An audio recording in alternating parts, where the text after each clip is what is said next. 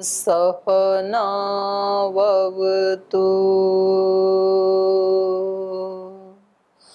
सहनौ भुनक्तु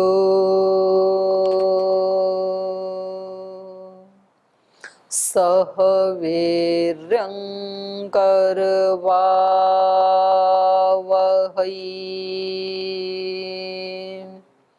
तेजस्विनावधीतमस्तु मा विद्विषावहै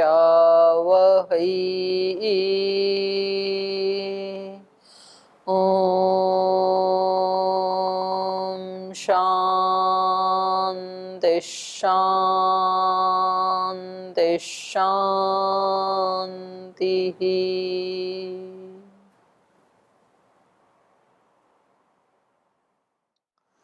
न्याय दर्शन के तृतीय अध्याय का प्रथम आह्निक हम पढ़ रहे हैं और यहाँ पर हम पढ़ रहे हैं कि जो ये भूत हैं, क्योंकि इन्होंने बताया इंद्रियां भौतिक हैं, तो बोले आपको कैसे पता लगा भौतिक हैं? तो बताया कि उन इंद्रियों में उन भूतों का गुण, उनका लक्षण दिखाई देने से हमें पता लगा। तो यहाँ पर इन्होंने कहा कि कौन से भूत में कौन सा गुण है, ये कैसे पता लगेगा? तो इन्होंने ये इसकी एक व्यवस्था बताई 62-63 नंबर सूत्र में कि पृथ्वी में तो स्पर्श पर्यंत अर्थात 4 गुण हैं और आकाश में एक है केवल शब्द, और ऐसे जल में पूरम पूरम अपोह्य आकाशस्य उत्तर, तो जल में हो गए 3 रस रूप और स्पर्श, और वायु में हो गए 2 स्पर्श और एक ही है वायु में, तो तेज में हो गए 2 स्पर्श और रूप। तो ये इन्होंने व्यवस्था बताई। तो इसके ऊपर सूत्रकार आपत्ति उठा रहे हैं, वो कह रहे हैं न सर्वगुणानुपलब्धे है। वे कह रहे हैं आप जो बता रहे हो पृथ्वी में 4 और जल में 3 वायु में 2, हाँ जल में 3 तेज में 2 वायु में 1, ये ऐसा तो मिलता तो नहीं है। न सर्वगुणा अनुपलब्धे, अनुपलब्धि होने से न यम गुण नियोग साधु, ये गुणों का नियोग आपका साधु नहीं है, उचित नहीं है। कस्मात् यस्य भूतस्य ये गुणाः न ते तदात्मकेन इंद्रियेण सर्वे उपलभ्यन्ते, जो गुण आपने भूतों के यहाँ बताए हैं 4 3 2 1, वो जिन भूतों से ये इंद्रियां बनी हैं उन इंद्रियों में तो ये मिलते नहीं है। जैसे घ्राणेन्द्रिय को पार्थिव माना है, पृथ्वी तत्व से बनी हुई, क्योंकि गंध को ग्रहण करती है ना, तो बोले ये जो नाक है इसमें 4 गुण तो मिलते नहीं है, स्पर्श पर्यंत 4 गुण गंध में इसमें मिलते नहीं है घ्राणेन्द्रिय में, ऐसे कह रहे हैं। यस्य भूतस्य ये गुणाः, जिस भूत के जो गुण हैं, न ते तदात्मकेन इंद्रियेण, उस भूत से तदात्म जो इंद्रिय है उस इंद्रिय में सर्वे न उपलभ्यन्ते, सभी तो मिलते नहीं है। पार्थिवेन ही घ्राणेन, जो पृथ्वी महाभूत से बना है घ्राण इंद्रिय, उस घ्राण इंद्रिय के द्वारा स्पर्श पर्यंता न गृह्यन्ते, स्पर्श पर्यंत के जो गुण है 4 वो तो ग्रहण नहीं होते, केवल गंध ही तो ग्रहण होता है ना। अगर उसमें 4 गुण होते और पृथ्वी से बनी है तो सभी को ग्रहण करती ना, फिर वो रूप रस गंध और स्पर्श। गंध एवं एको गृह्यते, लेकिन ये नासिका तो केवल एक गंध का ही ग्रहण करती है। एवं शेषेषु अपि इति, ऐसे ही दूसरे इंद्रियों में भी, जैसे चक्षु इंद्रिय तेज से बनी है और तेज के कितने गुण हैं 2, तो 2 तो ग्रहण करती नहीं है, एक ही रूप को ही ग्रहण करती है जो कि तेज का अपना निजी है, तो दूसरे वाले को तो ग्रहण नहीं करती है। स्पर्श को तो चक्षु से स्पर्श नहीं होता है। कथम तर्हि इमे गुणा विनियोक्तव्या इति, तो बोले आप बताओ इनका विनियोग ठीक नहीं है तो ठीक से कैसे करें। कथम तर्हि इमे गुणा विनियोक्तव्या इति, तो फिर आप ही बताइए इनका विनियोग कैसे करें अगर हमारा वाला ठीक नहीं है तो ये बता रहे हैं, आप पूर्व पक्षी बता रहे हैं। एकैकस्येन उत्तरोत्तर गुण सद्भावात् उत्तरोत्तराणाम तद अनुपलब्धि ही।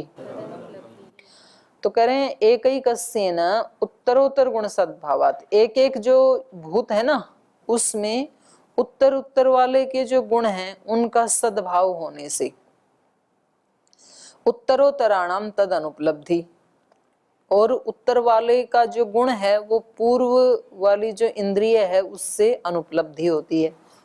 जैसे भाष्य से पता लगेगा, गंधादि नाम एकैको यथा क्रमम, गंधादि जो गुण हैं विषय हैं वो क्रमशः एक एक के हैं। जैसे पृथ्वी का गंध है और जल का रस है और ऐसे तेज का रूप है, वायु का स्पर्श है और शब्द का आकाश। ऐसे तो कहा गंधादि नाम एकैको यथा क्रमम पृथिव्यादि नाम एकैकस्य गुणः, पांच विषय हैं पांच भूत हैं तो एक एक गुण एक एक भूत का है क्रमशः। अतः तद अनुपलब्धि ही, अब तद अनुपलब्धि का अर्थ कर रहे हैं कि इनमें किस किस की अनुपलब्धि है। तो कह रहे हैं तेषाम तयो तस्य च अनुपलब्धि। जैसे गंध, पृथ्वी में एक गंध गुण तो मिलता है, तेषाम अनुपलब्धि, तेषाम मतलब तीन की अनुपलब्धि है। जो आपने चार बताए थे तो मिलता केवल एक गंध है। ऐसे ही आपने जो जल कहा था दूसरे नंबर पे, तो उसमें तयोह अनुपलब्धि, दो की अनुपलब्धि है, केवल रस एक मिलता है। ऐसे तेज में आपने दो बताए थे तो एक रूप ही मिलता है, तस्य अनुपलब्धि, ऐसे कह रहे हैं। तेषाम तयो तस्य च अनुपलब्धि, घ्राणेन रस रूप स्पर्शानाम अनुपलब्धि, रसनेन, रसना जो इंद्रिय है उसमें रूप स्पर्शयो अनुपलब्धि, केवल रस की प्राप्ति होती है। चक्षुषा स्पर्शस्य अनुपलब्धि, चक्षु से केवल रूप का ग्रहण होता है, स्पर्श का तो होता नहीं। कथम तर्हि अनेक गुणानि भूतानि गृह्यन्ते, तो फिर बोले ये भूत अनेक गुण वाले कैसे गृहीत होंगे, ये सिद्धांती पूछ रहे हैं इनसे, पूर्व पक्षी से। तो ये उत्तर दे रहे हैं, संसर्गाच्च अनेक गुण ग्रहणम, बोले संसर्ग से अनेक गुणों का ग्रहण कर लेना चाहिए। संसर्ग से मतलब कह रहे हैं जैसे देखो, अबादि संसर्गाश्च पृथिव्याम रसादयो गृह्यन्ते एवं शेषेषु अपीति। जैसे मिट्टी में तो रस होता नहीं है, लेकिन उसमें जल का संसर्ग होता है तो रस उत्पन्न हो जाता है। जैसे बिल्कुल सूखी मिट्टी है, उसमें कोई पौधा लगा दिया, यदि पानी नहीं है, नीचे से मिट्टी का भी नहीं आ रहा है, बिल्कुल सूखी मिट्टी है, तो उस पौधे में रस आएगा ही नहीं। और यदि उसमें हम पानी आदि डालते हैं तो फिर उसमें रस आ जाता है। तो अबादि संसर्गाश्च, अब आदि के, जल आदि के संसर्ग से पृथिव्याम, पृथ्वी में रस आदयो, रस भी आ जाता है, रूप भी आ जाता है, वो तेज के संयोग से आता है, तो ये चारों गुण इसमें आ जाते हैं। एवं शेषेषु अपि, ऐसे दूसरे भूतों में भी जान लेना चाहिए कि संसर्ग से आते हैं। कहने का अभिप्राय ये है पूर्व पक्षी का कि इनका अपना निजी गुण तो एक एक होता है और बाकी के जो तीन चार दो आपने बताए हैं ये उन भूतों के संसर्ग से आते हैं। ठीक है, तो ये पूछ रहे हैं नियम स्तर ही न प्राप्नोति संसर्गस्य अनियमात् चतुर्गुणा पृथ्वी त्रिगुणा आपो द्विगुणम तेज एक गुणो वायुरीति। बोले कोई ऐसा नियम तो दिखता नहीं है, संसर्ग से आते हैं तो सभी में चार चार आ जाने चाहिए, या सभी में दो दो ही आए या तीन तीन ही आए, तो ऐसा कोई नियम तो दिखता नहीं है कि भाई पृथ्वी में चार आएंगे और तेज में, जल में तीन आएंगे, तेज में दो आएंगे, वायु में एक आएगा, ऐसा तो कोई नियम दिखता नहीं है। नियमश्च उपपद्यते, पूर्व पक्षी कह रहे मिलता है ना नियम, कथम कैसे मिलता है, वो उत्तर दे रहे हैं विष्टम ही अपरम परेण, बोले जो अपर वाला, इधर वाला जो है वो पर वाले से विष्टम, वो उससे जुड़ा हुआ है, उसके अंदर आ जाता है वो गुण।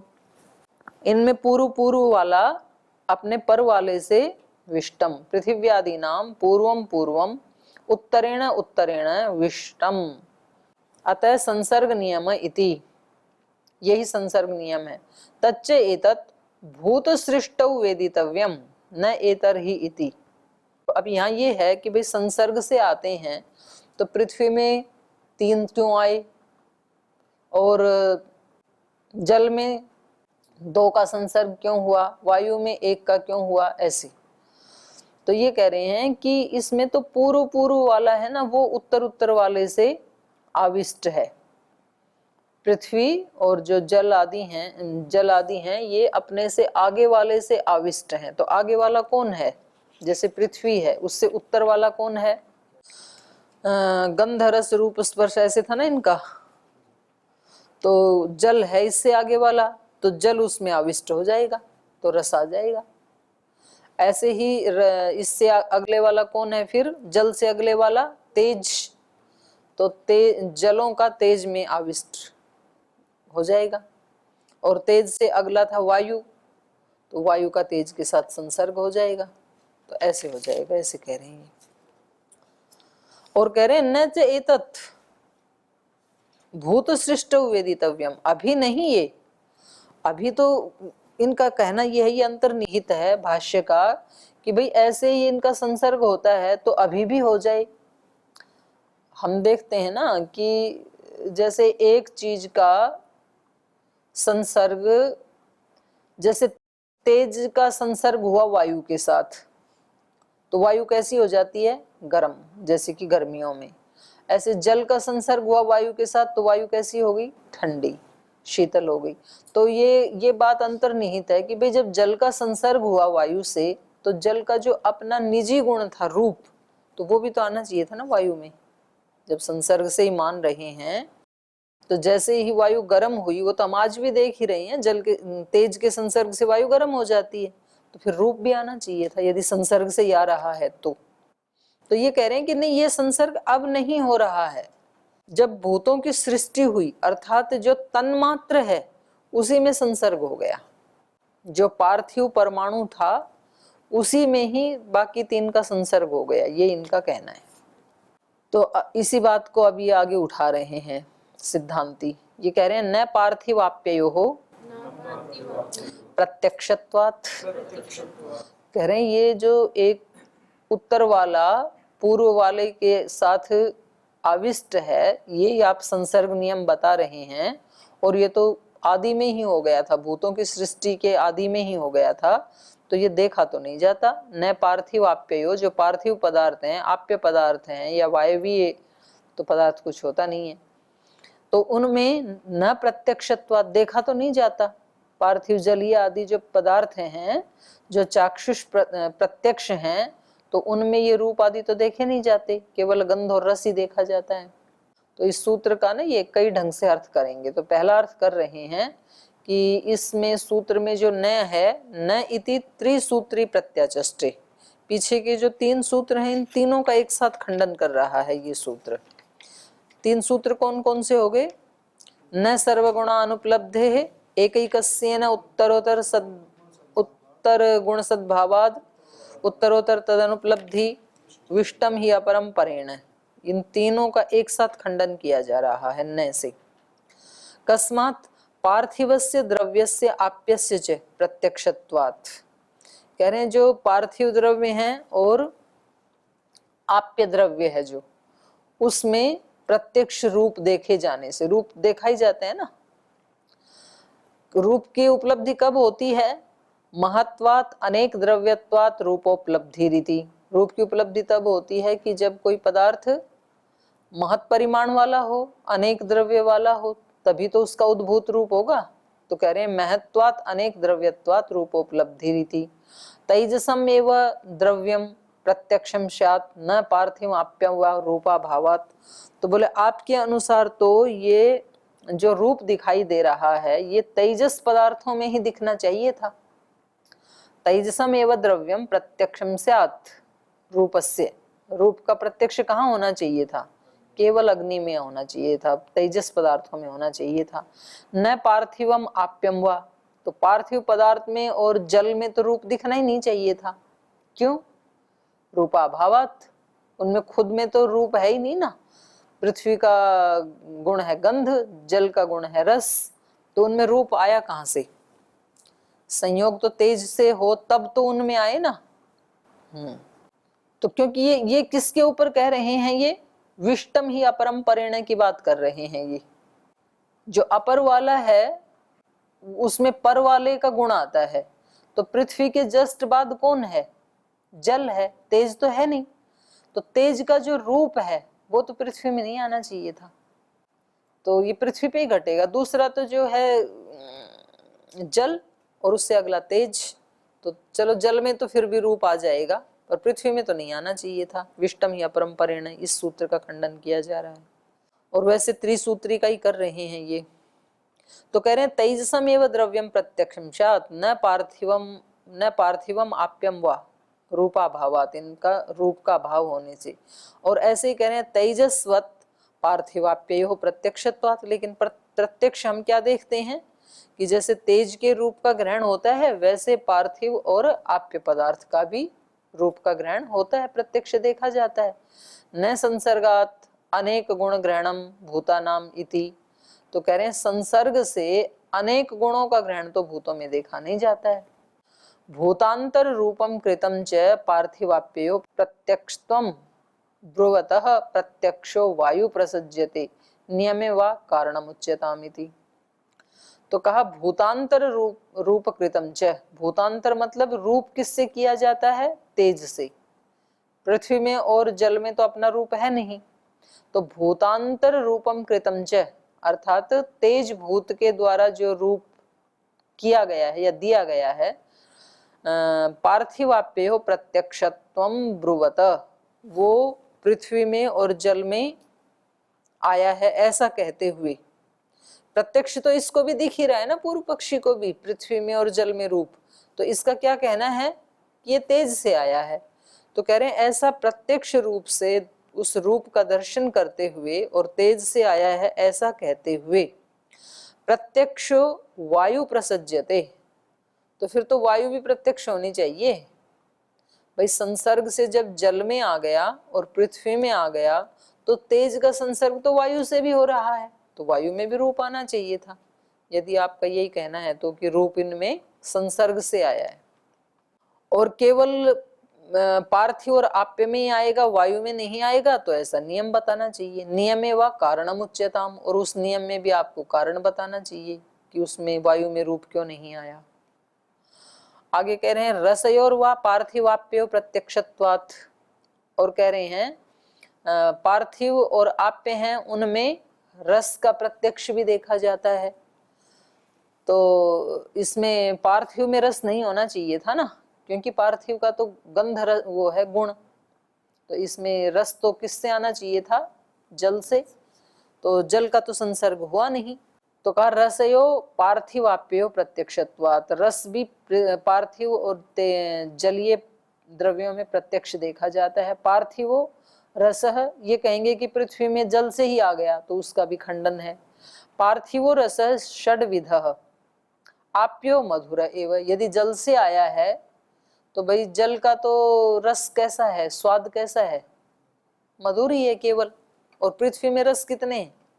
षड्रस तो मान ही लिए हैं आयुर्वेद ने, और भी उनमें मिक्स करें तो कुछ और नया एक टेस्ट भी बन जाएगा। तो जिसमें खुद में एक गुण है वो दूसरे को 6 कहां से देगा?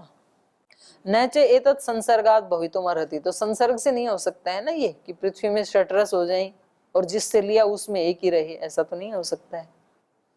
रूपयोर वा पार्थिवाप्यो प्रत्यक्षत्वात्, अथवा कह रहे हैं पार्थिव और आप्य में जो रूप देखा जाता है प्रत्यक्ष, तो वो तो तेज से आया है। तेजस रूपानुगृहितयो हो, तेज से रूप के द्वारा अनुगृहित हुए ये दोनों संसर्गे ही व्यंजकम एवं रूपम न व्यंग्यम अस्ति इति, जो दूसरे से आया रूप इनका अपना नहीं था, तो दूसरे ने आके इसको व्यक्त किया ना, इनके रूप को। न व्यंग्यम अस्ति इति, व्यंग्य तो नहीं होना चाहिए भाई। रूप जब तेज से आया है तो वो रूप, अभी जैसे रूप इसका टेबल का पहले से ही है, और तेज आके इसको क्या करता है? व्यक्त करता है। तो बोले तेजस का संसर्ग आज जैसे व्यंजक है, व्यंग्य तो नहीं है ना। जब किसी चीज में रूप है ही नहीं, उसको तेज अभिव्यक्त करेगा क्या? नहीं करेगा।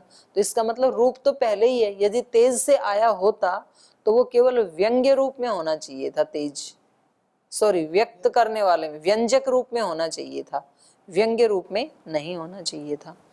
तो कह रहे हैं तेजस रूपानुगृहितयो, तेज के रूप से यदि ये अनुगृहित होते पार्थिव और आप्य, तो संसर्गे ही, तेज का संसर्ग होने से व्यंजकम एवं रूपम, ये रूप का व्यंजक होता तेज, न व्यंग्यम अस्ति थी, व्यंग्य नहीं होना चाहिए था। तो एक अनेक विधत्वे च पार्थिवाप्ययोः प्रत्यक्षत्वात् रूपयोः।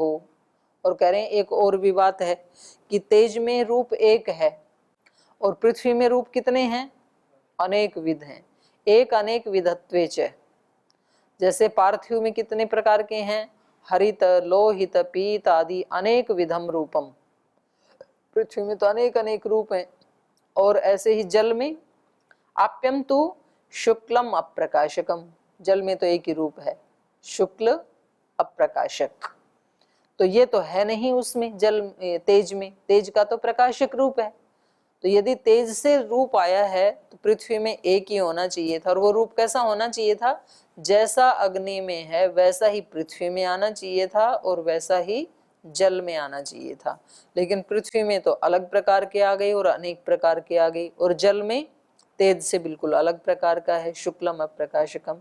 न च एतत् एक गुणानाम संसर्गे सति उपलभ्यते इति। तो ये किसी एक भूत के गुण के संसर्ग से ऐसा उपलब्ध नहीं हो सकता है। उदाहरण मात्रम चेतत् अतः परम प्रपंच, बोले ये तो हमने केवल उदाहरण मात्र दिया है कि ये संसर्ग से नहीं आ रहे हैं, बल्कि पृथ्वी आदि के अपने खुद ही 4 3 2 1 गुण हैं। अब प्रपंच देखते हैं इनका, ये क्या कह रहे हैं प्रपंच में।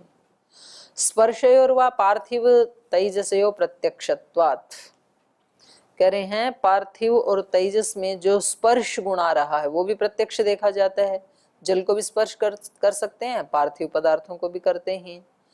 तो पार्थिवो अनुष्ण शीतः, पृथ्वी जो पार्थिव पदार्थ है उनका स्पर्श कैसा है, अनुष्ण शीत, ना उष्ण है ना ठंडा है, बीच वाला है। अनुष्ण शीत स्पर्श है, उष्ण तेजसः प्रत्यक्ष, और तेज का स्पर्श कैसा है, उष्ण है। तो यदि ये वायु से आया होता तो दोनों में एक जैसा होता ना, पृथ्वी का अलग स्पर्श और तेज का अलग, ऐसा नहीं होना चाहिए था। न च एतत् एक गुणानाम, भूतानाम ये अपने तरफ से जोड़ना पड़ेगा, न च एतत् एक गुणानाम भूतानाम अनुष्ण शीत स्पर्शे वायुना संसर्गेण उपपद्यते। तो ये वायु के संसर्ग से यदि आए होते तो इसमें एक ही तरह के वो होने चाहिए थे, दोनों का स्पर्श। क्योंकि वायु का भी अपना स्पर्श कैसा है, स्पर्श गुण अनुष्ण शीत ही है। तो ये पृथ्वी में भी अनुष्ण शीत होना चाहिए था और तेज में भी अनुष्ण शीत ही होना चाहिए था। न च एतत् एक गुणानाम अनुष्ण शीत स्पर्श है ना वायु ना, वायु रूपी जो भूत है उसके एक अनुष्ण शीत स्पर्श के संसर्ग से ये 2 प्रकार की उपपत्ति नहीं हो सकती है कि अग्नि में तेज गर्म स्पर्श हो और पृथ्वी में अनुष्ण शीत हो। अथवा पार्थिवाप्ययो द्रव्ययो व्यवस्थित गुणयो प्रत्यक्षत्वात्, या फिर पार्थिवाप्यो द्रव्ययो, पृथ्वी के जो द्रव्य हैं पार्थिव द्रव्य और आप्य द्रव्य, वो कैसे हैं, व्यवस्थित गुण वाले हैं, ये प्रत्यक्षत्वात्, प्रत्यक्ष देखा ही जाता है। चतुर्गुणम पार्थिव द्रव्यम, जो पार्थिव द्रव्य हैं उनमें 4 गुण होते हैं। त्रिगुणम आप्यम प्रत्यक्षम, और जो आप्य है उसमें 3 गुण दिखाई देते हैं। तेन तत्कारणम अनुमीयते तथा भूतम इति, इससे हमें ये पता लगा कि इनका जो कारण भूत है परमाणु पार्थिव या जल का, उनमें ये 4 और 3 गुण हैं, ये अनुमान प्रमाण से पता लगता है। क्योंकि जो कारण में होता है वही कार्य में आता है ना, वही कह रहे हैं तस्य कार्यम लिंगम, कार्य इस चीज का द्योतक है, कारणाभावाधि कार्याभाव है, कारण में कोई गुण नहीं है तो कार्य में नहीं आएगा। एवं तेजस वायव्यो द्रव्ययो प्रत्यक्षत्वात् गुण व्यवस्थायाः तत्कारणे द्रव्य व्यवस्थानुमानम इति। तो कह रहे हैं इस प्रकार से तेजस वायव्यो, जो तेजस पदार्थ हैं और जो वायवीय द्रव्य हैं उनमें प्रत्यक्षत्वात् गुण व्यवस्था, उनमें भी गुण व्यवस्था प्रत्यक्ष देखी जाती है कि तेज में दो गुण होते हैं वायु में, एक ही गुण होता है, तो ये गुणों की व्यवस्था प्रत्यक्ष देखी जाती है। तत्कारणे द्रव्य व्यवस्थानुमानम इति, तो उनको देखने से उनके कारण द्रव्य की व्यवस्था का अनुमान होता है कि उनका जो कारण द्रव्य है उसमें भी एक एक या दो दो गुण है। दृष्टश्च विवेकः पार्थिवाप्यो प्रत्यक्षत्वात्, और कह रहे हैं कि पार्थिव और आप्य जो पदार्थ हैं उनमें विवेकः दृष्टश्च, भेद देखा गया, प्रत्यक्ष भेद देखा गया है। कैसे? पार्थिवम द्रव्यम अबादिभिर युक्तम प्रत्यक्षो गृह्यते, जो पार्थिव द्रव्य है मानो चूर्ण आदि है तो वो जल आदि इसके साथ युक्त होता है, ये देखा ही जाता है ना प्रत्यक्ष। आप्यम च पराभ्याम, और जो आप्य है वो अपने से पर वाले से, जैसे तेज आदि से, जल को तेज से युक्त करते हैं तो गर्म हो जाता है ना, तेजसम च वायुना, और वायु से भी युक्त हो जाता है तेज। न च एकैक गुणम गृह्यते इति, तो कह रहे हैं ये एक एक गुण देखा नहीं जाता है उनमें। निरनुमानम तो विष्टम ही अपरम परेण, तो इस ये जो आपने कहा था ना विष्टम ही अपरम परेण, तो ये तो उचित नहीं है, क्योंकि तीसरे वाले का गुण भी तो दिख ही रहा है पृथ्वी में तेजस का, चौथे वाले का गुण भी दिख ही रहा है, तो ये आपका कहना उचित नहीं है। न अत्र लिंगम अनुमापकम गृह्यते इति यद एतद एव प्रतिपद्येमहि, न अत्र लिंगम अनुमापकम गृह्यते, इसका कोई प्रमाण इस बात को जताने वाला, किस बात को? विष्टम ही अपरम परेण, इस बात को जताने वाला कोई प्रमाण यहाँ पर गृहीत नहीं हो रहा है। ये न एतद एवं प्रतिपद्येमहि, जिससे कि हम इस बात को ऐसे मान लें विष्टम ही अपरम परेण। यच्च उक्तम विष्टम ही अपरम परेण इति भूत सृष्टौ वेदितव्यम न सांप्रतम इति, और बोले एक जो बात आपने और कही वहां पर कि ये जो विष्टम ही अपरम परेण था ये भूतों की जब सृष्टि हुई तब हुआ था, अब नहीं देखा जाता, तो बोले ये भी आपका कहना हमें उचित नहीं लग रहा है, क्योंकि नियम कारणाभावात् अयुक्तम, उस समय यदि एक दूसरे के संसर्ग से आए थे तो आज भी तो आने चाहिए, और उस समय आ गए और आज नहीं आ रहे हैं, इसका कोई नियम तो देखा नहीं जाता है, इसलिए आपका ये कहना भी अयुक्त है। दृष्टम च सांप्रतम अपरम परेण विष्टम इति वायुना च विष्टम तेज इति, तो कह रहे हैं कि ये जो बात आपने कही थी दृष्टम च सांप्रतम, आजकल हम क्या देख रहे हैं? दृष्टम च सांप्रतम अपरम परेण विष्टम, अभी भी हम देखते हैं कि पर वाले से अपर वाला विष्ट हो जाता है, जैसे वायुना च विष्टम तेज, तेज वायु से आविष्ट हो जाता है, तेज में वायु आती है और तेज से वायु भी युक्त हो जाता है, तो ये अभी भी देखते, इन्होंने कहा ना कि अब संसर्ग नहीं होता, अब विष्ट नहीं होते हैं, बोले होते हैं ना अभी भी, और जो मिट्टी है उसमें जल भी आविष्ट होता है, तो देखा जाता है। विष्टत्वम संयोगः, ये आविष्ट होने का अभिप्राय क्या है? विष्टत्व क्या है? संयोग, तो बोले संयोग अभी भी होता ही है। सच द्वयो समानो, तो बोले ये तो दो में तो समान है। वायुना च विष्टत्वात् स्पर्शवत् तेजो न तु तेजसा विष्टत्वात् रूपवान वायुरिति नियम कारणम नास्ति इति, तो बोले देखो दो पदार्थों में ये समान रूप से मिलना चाहिए ना, संयोग जो है, विष्टत्व जो है, वायुना विष्टत्वात्, वायु के संयोग से, स्पर्शवत् तेजो, तेज स्पर्शवान हो गया, क्योंकि तेज में अपना तो स्पर्श गुण था नहीं, तो तेज में जो स्पर्श गुण है वो किससे आया? वायु से, तो चलो आपकी बात मान लेते हैं वायु से आया स्पर्श, लेकिन न तो तेज से विष्टत्वात् रूपवान वायु, जब दोनों का संयोग हुआ तो जब एक वायु का स्पर्श गुण तेज में आ गया तो तेज का रूप गुण वायु में भी तो आना चाहिए था, तो वायु भी रूपवान होनी चाहिए थी।